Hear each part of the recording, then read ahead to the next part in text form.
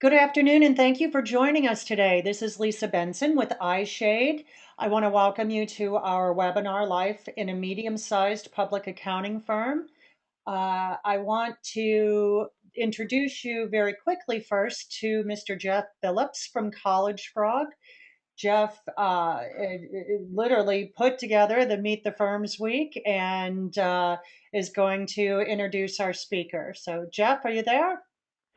I'm here, Lisa, and thank you, and thanks to everyone who is on our webinar, our final webinar that was supposed to take place during the week of October 29th through November the 2nd for Meet the Firms. We're grateful that we were able to postpone this webinar because our presenter and their business was affected by the hurricane, and glad things are returning to normal for neighbors in New Jersey and New York. So thank you all for participating in Meet the Firms as well. If you have not done so, please do register at meetthefirmsweek.com. You can also listen to recordings of the previous webinars, actually view recordings of the previous webinars, including the CPA Prep from Becker CPA Prep, how to use social media to influence your job search, and a career path roundtable from different CPAs in different niches.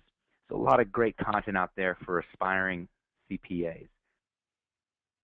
For today's presentation, if you have any questions for our presenter, Jules, it's real simple. Please type your question into the chat box. That should be on the GoToWebinar panel. Typically, it's on the right-hand side of your screen. Towards the bottom, you can enter your question there. We'll be happy to read that for Jules as well. So speaking of Jules Frankel is going to be our presenter today, and we are beyond thrilled to have him with us. He's with Wilkin and Goodenplan out of New Jersey. Jules will tell you a little bit more about himself, but just a little bit of background that I'd like to share with you. Jules is a CPA and MBA, licensed in New York and New Jersey. Started his career with what was then known as one of the Big 8 firms, but has been with Wilkin and Goodenplan since 1990. And by the way, Wilkin and Goodenplan was named by Accounting Today as the best mid-sized firm to work for in the United States in 2010, and they're on the list every other year. Jules is a shareholder in the firm, but also oversees the recruiting function for the firm as well. So having a direct hand in this incredible firm, making just seismic waves in the recruiting world. So I'm very excited to have to listen to what you have to share with us today. And just by the way, what I think is neat is you're speaking with a shareholder, a practicing CPA. Not only does Jules oversee recruiting at the firm, but also manages hundreds of clients and owns that responsibility as well.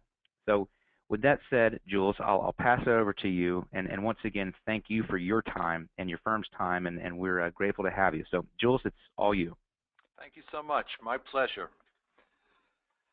So those of you on the broadcast can see a picture of me. You can see that I'm a CPA both in New Jersey and New York. By background, I went to NYU for my MBA. I worked for both an international accounting firm as well as in private industry. I joined this firm in 1986 and became a shareholder, which is essentially a partner, in 1990. And again, I have client responsibilities as well as heading recruitment for this firm. What I'd really like to try and do over the course of the next several minutes is to try and talk to you about things that I wish I knew when I was in your shoes. When I speak to college students, I often say to them, you've got a problem. You might not know you have a problem, but you got a problem. Your problem is you really have no clue what you're getting yourself into. What kind of a firm should you go to? Where are you going to end up? Are you going to like it? Are you going to be happy campers? And my problem as a recruiter is that I need to look to find people to sit in my chair one day and to fill the ranks of my firm. And for some of us, we might be the solution to each other's problems.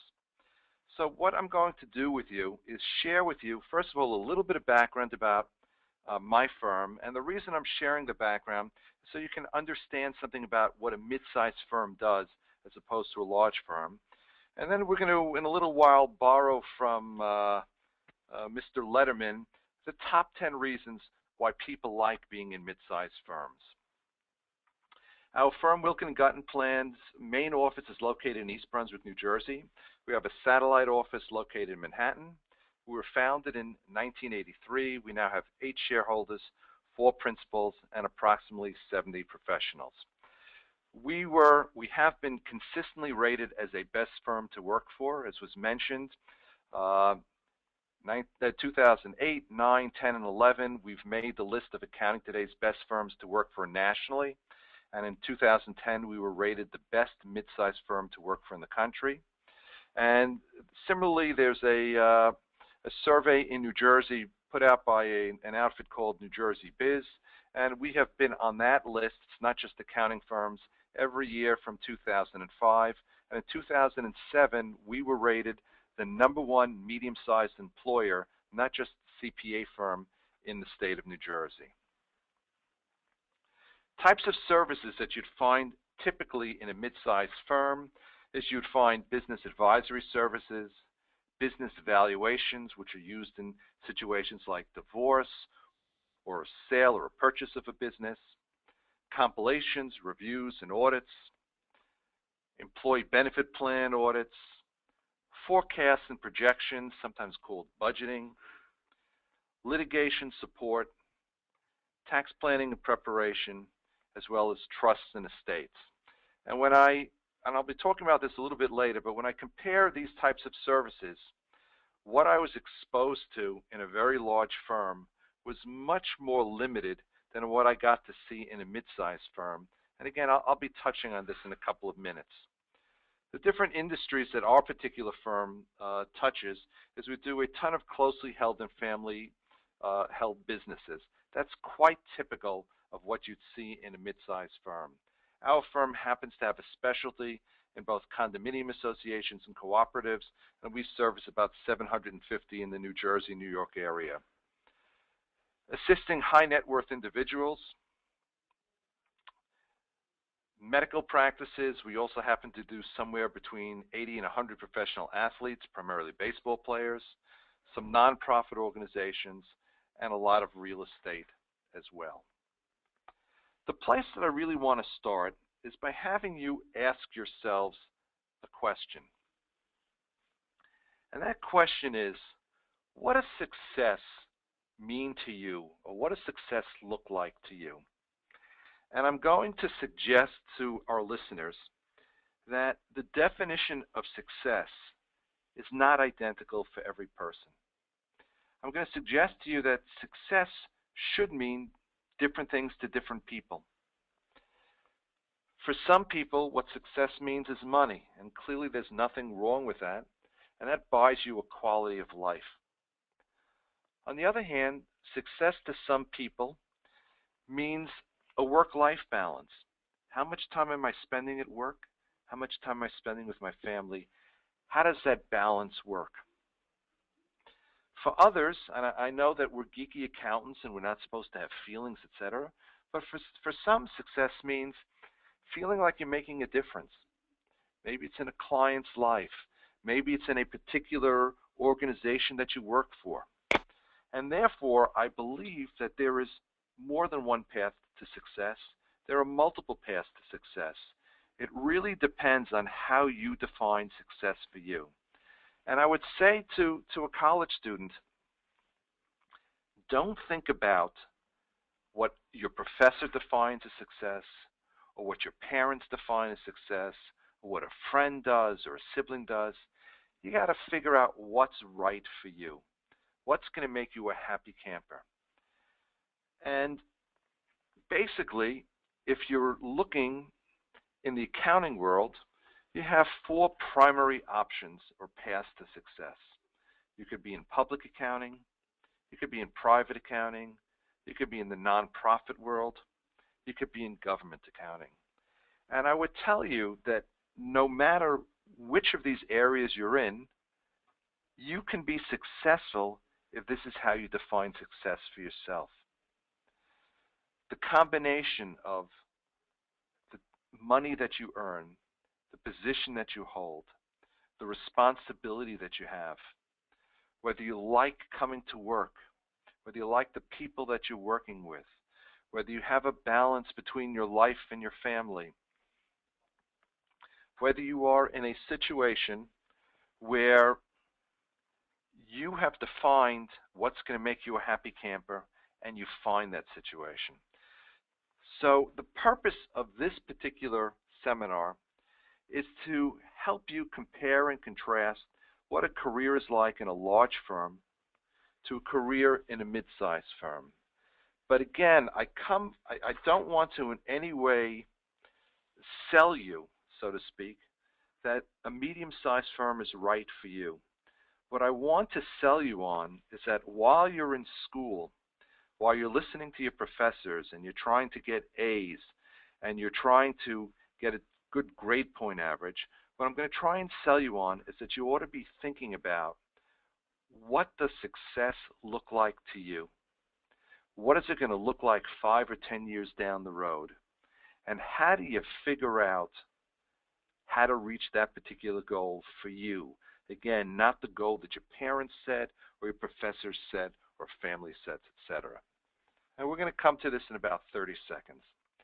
But before we do, I can't emphasize strongly enough that no matter what path is your path to success, you really ought to make sure that you get your 150 credit hours and pass the CPA exam as soon as you possibly can.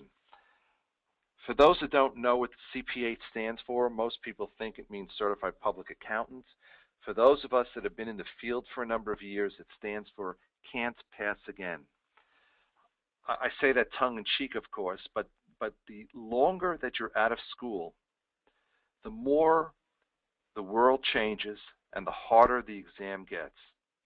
And when you get into the business world and you start working, the hours of busy season, many people find that it's really difficult to devote the time and effort to get through that exam. The smart ones coming out of school, find a way to start studying towards the end of their senior year, register for review courses, and we'll talk about this in a few minutes as well, and find a way to get that exam out of the way as soon as possible. That exam is your ticket. That's your ticket to success. That's your ticket to get on the train moving forward. So before we even get into mid-sized firms, the one thing that I strongly suggest to you is that do what you can to have on your radar screen, how am I going to get through that CPA exam as soon as possible? Going back to success, how do I figure out what's the right road for me? What are some of the things that I should be thinking about to determine whether or not this path or that path is the right path for me? So the first thing I'm going to suggest to you is think about the type of environment that you thrive in. Look at the school that you chose. Did you decide to go to a large school with 20, 30,000 students? And do you like being in a large environment? If so, then maybe you should be looking at a Big Four environment. Maybe you should be looking at a large corporate environment. Did you, however, choose your school because you wanted to be in a more intimate setting? You wanted to know people and you wanted people to know you? Then maybe you should be thinking about a firm that's not as large, a firm that you will recognize people and people will know you. Second thing to think about, your long-term goals. Where do you want to be? What I would suggest is that if your goal in life is to be a CFO of a Fortune 500 company, or to work in a Fortune 500 company, or you love dealing with publicly traded corporations, then I would say to you, you really ought to consider a career in the Big Four. Maybe that's the direction that you want to go in. On the other hand, if your goal is to be a well-rounded accountant, if you want to not just do audits, but you want to have exposure to some of the things that I listed earlier, business valuations, litigation support, know something about tax, know something not just about audits but compilations and reviews, then maybe you ought to be looking at a mid-sized firm because of the type of clients that they service. Work-life balance. Every time I go on college campuses, the three items that continually students tell me, and I use this polling device to poll students that they care about, are money, career growth opportunities, and work-life balance, wanting to have a life. So I suggest that you understand what happens when you go into nonprofit, to private, to mid-sized firm, to a large firm, and understand what those work demands are and what the work-life balance looks like. Travel. I'll tell you from a personal perspective that my wife and I love to travel. We have a passion for traveling. Those students that come for interviews, we do a little game. I have these pictures on my wall of my travels from around the world, and we guess this one's from China, this one's from Norway, this one's from Egypt, this one's from Italy, France. But leisure travel is very, very, very different than work travel. Work travel is more intense. When you're out of town, you work longer hours to get the job done so you can come home. Figure out what's right for you. Do you want to sleep in your own bed at night? Do you mind traveling? Again, for work, not for pleasure. When you're looking at career options, look at turnover rates in companies. And we're going to talk about this in greater detail in a few minutes as well.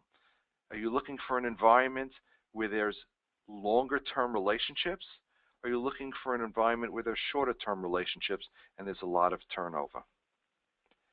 Do you want to be in a city? Do you want to be in suburbia? Again, I don't know what the right answers are for any of you, but I'm suggesting that these are the types of things that you ought to be thinking about when you're figuring out what's the right path for me, what's the path to success that I define as opposed to somebody else defines. So again, to borrow from David Letterman's Late Show, I'm going to give you the top 10 reasons from my perspective of why people like being in a mid-sized firm.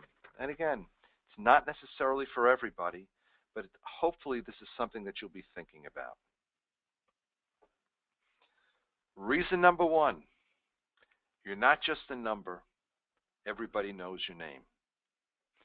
I remember that when I was in a large international accounting firm, I happened to be in their Midtown New York office. I think we took up 4 floors or 5 floors, and there was something like 400 or 500 people in that office. When I went to work, I never knew, walking down the hall, who was a member of the firm, who wasn't a member of the firm. Many of you choose schools because you want to be in an environment where you get to know your professors. You don't want to be in a lecture hall with 300 students. You want to be in a place where you have 30 students, and you can drop by a professor and they'll know you by name. So many students take that and think about that in terms of what's going to make them happy when they start their careers. Do you want to be in an environment where where everybody knows your name and you know everybody else's name? Do you want to be in a smaller, more family-like, intimate environment? Or do you want to be in a larger environment where sometimes you're basically accountant number 562 as opposed to Mary Smith or Joe Smith? So reason number one, typically people come to mid-sized firms so that they're not just a number, so that they're part of this more intimate environment. Reason number two, I truly, truly believe that you will get diverse experience in a significantly shorter period of time. A couple of stories that I'd like to share with you. First is I remember that when I started in one of the really, really large accounting firms, it's typical for you to be put on cash. Go audit cash. And it's not unusual for somebody to be auditing cash for 2 months, for 3 months, and hang out at this particular client auditing cash? Well, I can tell you beyond a shadow of a doubt that if you're a bright student, you can learn how to audit cash in 3 hours, not in 3 months. So if you think about that for a second, if you're in an environment where you're not auditing cash for 3 months, but you're auditing cash for 3 hours or maybe 3 days, then what you've got is 3 months less 3 days or 3 hours, whatever the case may be, to learn something about payables and receivables and inventories and putting together financial statements, etc. So I truly believe that when one goes to a mid-sized firm, it will take you a much shorter time period to get diverse experience than it would when you're in a larger firm. Another really quick story that I want to share with you. I was fortunate enough to get an MBA from a pretty good school, New York University, NYU. And thank God, as I mentioned before, I got through the CPA exam. So I was a CPA MBA. So when you go to family parties and people find out that you're a CPA, what do they want to talk about? Well, I'm telling you, they don't want to talk about audits. What they want to talk about is taxes. All of your relatives have tax questions for you. When I was at that particular large firm, and I'm not sure that my experience was atypical, I never saw a tax return, ever. I just saw audits. I never saw a compilation, I never saw a review, and I never saw a tax return. This bothered me tremendously. I kind of felt like, how can I be a CPA and not know something about taxes?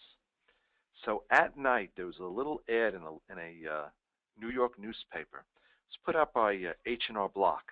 They were looking for tax preparers. And I decided that after work, it was non-busy season, to go to their training program on how to become a tax preparer. So I could learn something about 1040s and Schedule A's and Schedule B's and Schedule C's so that I get some diverse experience and I wouldn't be embarrassed when I went to parties and know nothing about tax. So reason number 2, I believe that you get diverse experience in a shorter period of time at a mid-sized firm. Reason 3 is kind of connected to reason 2. When you have smaller engagements, you have the opportunity to see the whole picture much more quickly. If you're only spending 3 hours or 3 days on cash as opposed to 3 months, and you're spending a day or 2 on payables and less time on on testing of transactions or documenting internal controls, etc., by having smaller engagements, you have the opportunity to be able to see the whole picture more quickly. At our firm, it's not unusual to have some of our staff doing audits from A to Z, soup to nuts, being out of school 2 years, 2.5 years, including putting together a set of financial statements, footnotes, etc. The smaller the engagement, the easier it is to see the whole thing. I mentioned before that accountants have this reputation in the old days of the green eye shade and, being geeks and we're not supposed to have feelings, etc. But reason number 4 really hits home with me. And reason number 4 is that you can truly make a difference in clients' lives and you can truly have an impact on the particular firm that you choose to be with. Again, there's nothing wrong with it, but when I started in public accounting, and I was with a very, very large firm, I was auditing this large Fortune 500 entity, and it was really clear to me that I was a peon. I dealt with a peon in the controller's office. I didn't feel like I made a difference, and I clearly didn't feel like I made a difference in anybody's individual lives. Again, there's nothing wrong with that. But in a mid-sized firm, it is commonplace for an accountant to be an individual's most trusted advisor. I probably know more about some of my clients than their doctors know about them. You will see that in a mid-sized firm, clients come to you for all sorts of advice. And in my years here at Wilkin & Guttenplan, I have been involved in marriages, prenuptial agreements. I've been involved in divorces. I've been involved in business marriages and business breakups. I've been involved in, when new businesses start, creating operating agreements, negotiating terms of those agreements, new partners deciding how to divide up the profits, how they're going to operate, what are some of the things they need to be concerned about. Conversely, I've been involved in business breakups and how you break up the business. I've been involved in business valuations as part of that process. I've been involved in estates. I've been involved in trusts. And each time you touch one of these areas, you truly do make a difference in your clients' lives. Again, without going into detail about this particular situation, there was one family that I do a significant amount of work for, and one of the family members passed away very suddenly in his 40s. And the family felt so strongly about my relationship with them that they asked me to give a eulogy at this fellow's funeral. Listen, I'm not a rabbi, I'm not a priest, I'm not a minister, but think about that for the type of impact that a CPA can have on a family's lives or on a client's lives when they make a request like that. So reason number 4 is I believe that you can make a huge difference in people's lives and clients' lives. And if you are creative, you can have an impact on your firm as well. At our firm, we happen to have an intranet as opposed to an internet, an intranet being a resource that we use internally within our firm. That idea was suggested by one of the staff members here, and that staff member designed our intranet, which we still use today. For those of you who are in the New Jersey area and at some point in time might want to check us out in terms of careers,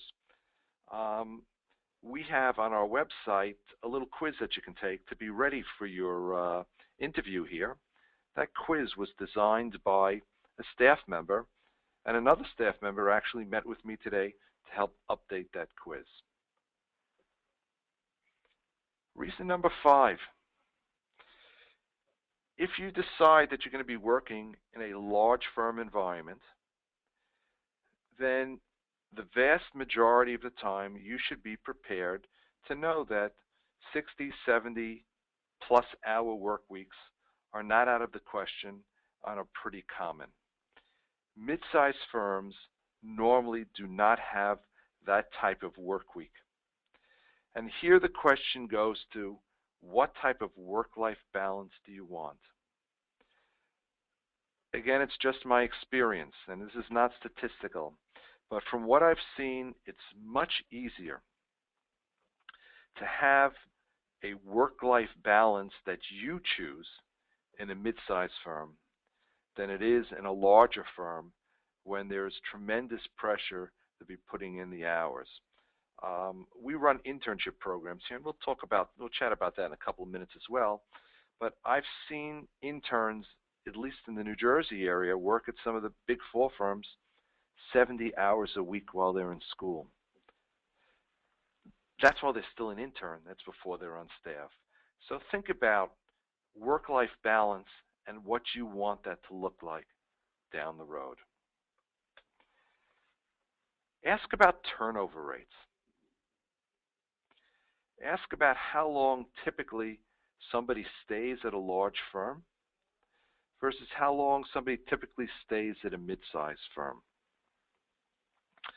I know that when I was at a large firm, that, and I don't know what the statistics are today, but that within 2 or 3 years, something like 60 or 70% of the folks were gone. Mid-sized firms I know our firm is really not looking for short-term relationships. We're looking for long-term relationships. The larger firms know statistically how many people they're going to be hiring, how many are going to still be here in a year, how many are going to be gone in 2 years, 3 years, etc. Mid-sized firms really are hiring, at least we do, to have a longer-term relationship. We are because we can't afford, most mid-sized firms can't afford to hire the type of numbers that large firms have. So we are looking for people who truly want to have a long-term relationship with us. And I'm going to come back to this concept again. I'll touch on it in another context in a couple of minutes.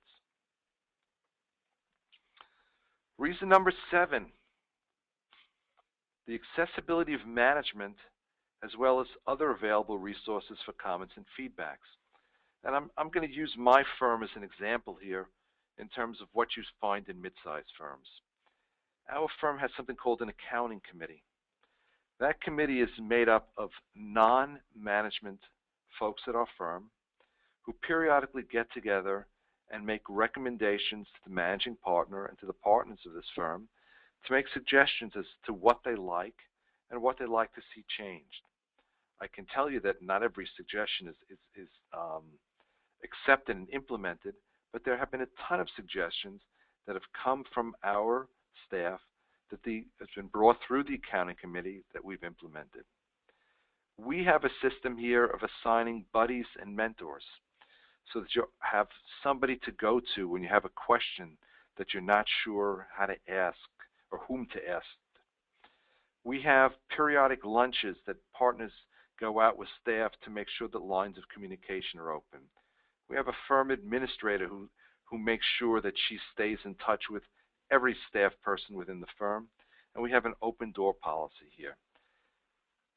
It's much more difficult to have this type of accessibility to management when, number one, you work in an environment where you don't necessarily even know who's a member of the firm and who doesn't work for that particular firm. And again, in my day, and I assume it's still typical today as well, in many of the very large firms, it's rare for you to be in the office. As a matter of fact, when I started my career, I didn't have a desk in the office. What would happen is they'd assign you to clients, and on those occasions when you'd come into the office, it was kind of like a hotel arrangement. You'd check in and they assign you a desk for a day. In a mid-sized firm, it's most typical that you have a desk. You have a place to put up a picture of your boyfriend, girlfriend, significant other, whatever the politically correct term is, your cat, your dog, whatever, and you have a place to call your own. So reason number 7, the accessibility of management and the availability of resources to be able to interface with, I believe, is much more significant in a mid-sized firm.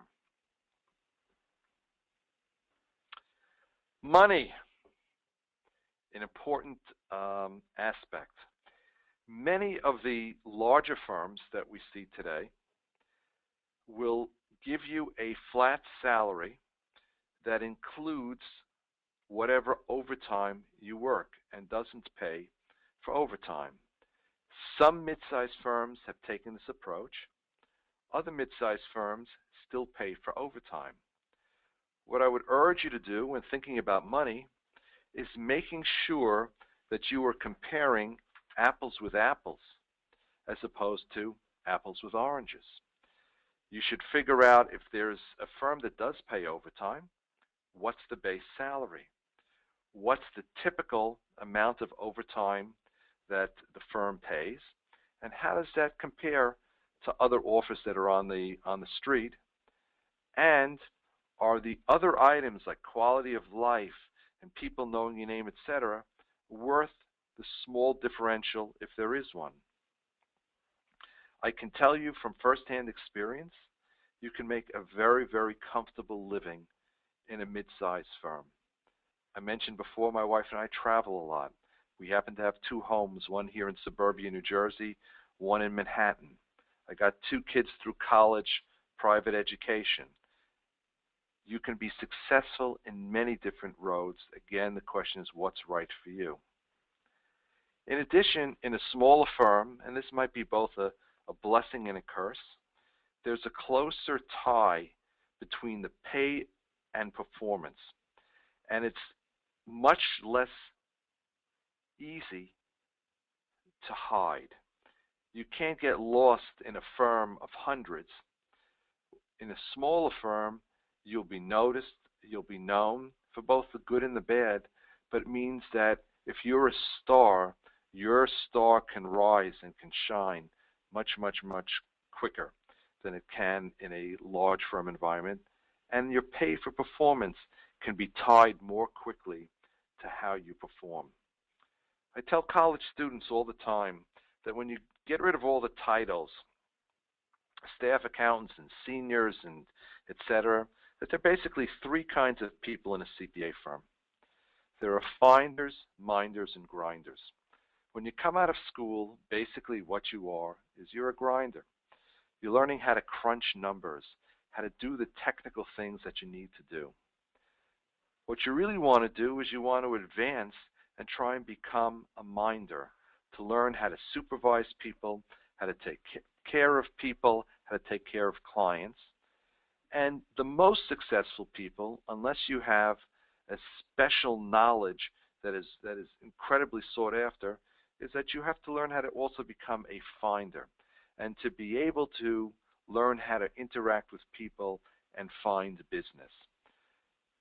In a smaller firm environment, many firms try and nurture those skills sooner rather than later, and by buddy programs and mentoring programs, which I mentioned earlier, you're in an environment where there's more hand-holding and you can be brought along there. Which leads me to reason number 9. Reason number 9 is that I believe smaller firms often have a greater stake in your success because they've invested more in you. They haven't hired an entry class of 50 or 60 or 80 or 100 people. There's a smaller group, and firms are spending the time and effort to try and help you grow because smaller firms, by and large, are looking for people to come in and at one point become the managers and the partners of that firm.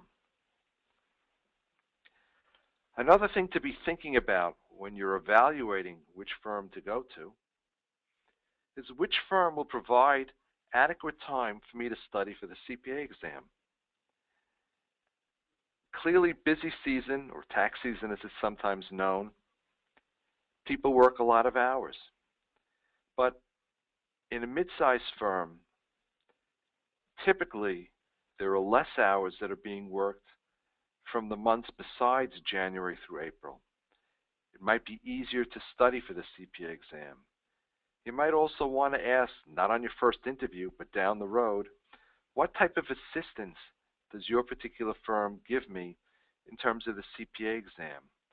Is there any reimbursement for review courses? Are there any rewards for passing the CPA exam? Are there any rewards for passing the CPA exam sooner rather than later? And I would suggest to you that in larger firms, I've seen a number of students who just can't find the time and balance in their lives to get through that exam as quickly as they should.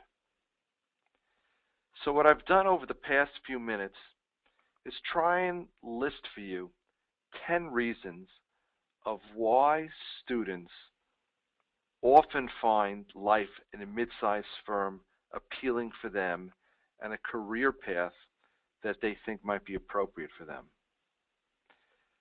But the most important piece of advice that I probably can give a student is the piece of advice that I'm going to give you right now. And that piece of advice is, I strongly, strongly urge you to date before you get married. All right, I hear the chuckles even though I can't hear you. I'm not talking about a spouse or a significant other. What I'm talking about is to date professionally while you're in school. I started this little presentation by explaining to you that we both have a problem. Many of us have really no clue what we're going to like and what we're going to dislike when we get into the real life workplace. And my suggestion to you is that it's a lot better to find this out when you're still in school rather than taking a job and finding out that you're miserable down the road. So our firm's approach is that we believe that one of the most important experiences that you can get in school is not necessarily in a professor's classroom, but it's experiential learning. And at our firm, we've made a decision, which has been quite successful for us, is that we hire all of our entry-level staff through either internship or co-op programs. We want to be able to spend time with a student and for a student to spend time with us. I will tell you that students are much brighter than when I was in school. Lots of them can fool me on interviews. Lots of them know how to present well, etc. But the real way to get to know whether we're right for each other is by spending time with each other. And I will tell you that our firm's approach is that we hire students for both winter/spring internships during busy season, and for those schools that can't accommodate winter/spring internships, we have a summer internship program as well. We spend a week or so training those students and feeding them. We do a lot of food here. We then have those students work both in general accounting as well as tax. We know that many of the firms will come in and say to you, do you want to do audit or tax? And most students that are honest say to themselves, you know what? I've never had an audit class and I've never had a tax class. I don't know what I want to do. I have no experience in it. So we have organized our internship programs to be able to have students experience both audit and tax. The really smart students try and get multiple internship or co-op experiences. They try and do one in busy season with a firm that they think they might really like to be with when they graduate. And they try and do something during the summer as well, so they have another place to contrast that experience with and see what's right for them. From the student's perspective, at the end of one of these programs, which typically last 6, 8, 10 weeks, we think that a student should be able to answer 3 pretty simple, straightforward questions. 1, do I like this place? 2, do I like these people? 3, is this someplace that I think I'd like to work when I graduate? These 3 questions don't just apply to mid-sized firms. This dating before you get married just doesn't apply to mid-sized firms. It applies to going to a Big Four. It applies to private industry. It's much better to find out while you're in school what life is really like on the outside than waiting until you graduate school and figuring out whether you like it or not. So those are the 3 questions that we are hoping students can answer for themselves. From our end, we are asking the mirror image questions about each one of these students. We are asking them, student X had a grade point average of 3.6. I want to figure out, are they just book smart or are they practical smart? Student Y told me that they were the president of their sorority or fraternity. They got great interpersonal skills. I want to know, do they get along with our staff? Do they get along with our clients? Do people like them? Is the chemistry right? Student Z tells me that they made tons of presentations in school. I want to see what their communication skills are like. Can they take a difficult concept and boil it down to English? One of the things that they often don't talk about in school as well is that when you get an assignment from a professor, and it's an overnight assignment, the professor couldn't care less how long it takes you to get the answer. They just grade you as to whether you got the right or wrong answer. In the real world, it's kind of like the opposite. Often you don't know what the right answer is. You have to use judgment. And the amount of time that it takes you to get that answer is important as well.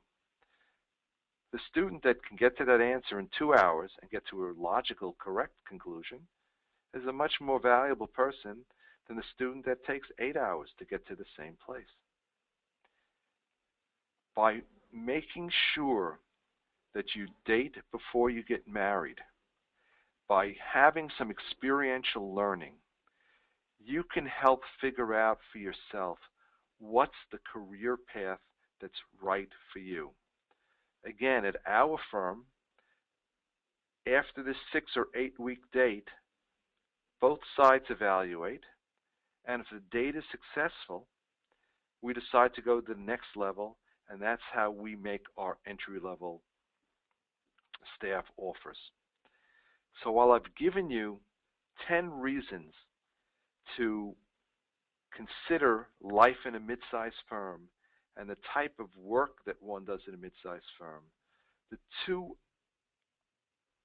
suggestions that I respectfully make to all of you that's outside of this box is 1, get through that CPA exam as quickly as you possibly can, and 2, date before you get married. Do some internships and some co-ops so that you can see what you like and what you don't like. So have there been any questions that anybody has written in that they'd like to ask? Hi, Jules. It's Lisa. Hey, first of all, I just want to tell everyone out there how incredible your advice is. I've been an entrepreneur and a business owner for a lot of years, and your reason number 4 on impacting people's lives is just, you can't imagine how true that is. You guys that are studying to be CPAs, you can have an impact that's just amazing. And then then the date first, that it's incredible how good and solid all of your advice has been today. Thank you so much. We You're do welcome. have a question here for you too. Is how do students identify mid-sized firms in their region? Well, there are a couple of ways that a student can identify mid-sized firms. By the way, while I'm doing that, I'm just going to put up my contact information in case any of the students want it. The easiest way is that most states have a state society of CPAs, and most of those state society of CPAs have websites that have career spots for students. So they have names of firms, sizes of firms, addresses of firms, the type of work that the particular firm does, as well as who's in charge of recruiting for that firm. So the state society is a great place to start. And many of the state societies also have memberships for young CPAs and opportunities for young CPAs to network. Beyond that, there's the internet. And whether it's Google or Bing or Chrome or whatever your particular choice is, students should be looking up, well, who's been winning awards for the best CPA firms to work for in that particular state? Where are they located? How can I find out more about them? Between the State Society and the Internet, you have 2 incredibly powerful tools to be able to help you find appropriate companies within the geographic area that you're looking for. Great answer. That's really all the questions I have so far. I do want to say just real quickly too, if you're looking for mid-sized firms, you can also, I think Jeff mentioned this before, you can register at meetthefirmsweek.com. And just, for my own personal plug here, iShade.com is a professional networking site specifically for the accounting profession. So you can, and it's free. You can create a free profile on iShade and begin to network with other CPAs from around the globe, and you can also look up firms there as well. Okay, we've got Jules' contact information on this slide. I believe we've concluded the presentation for today. We have recorded this session, and we will post it at the meetthefirmsweek.com website, so you can access it if you'd like more information. Jules is putting his contact information up there, so I'm thinking it's okay to contact him if you have other questions after today's session. Jules, thank you so, so much for your time today and sharing your experience and your advice. And I'm telling you all, it is great, great advice that you just got from Jules today. Thank you for having me. It was my pleasure. Have a great day, and happy Thanksgiving to all of you. You too. Thanks.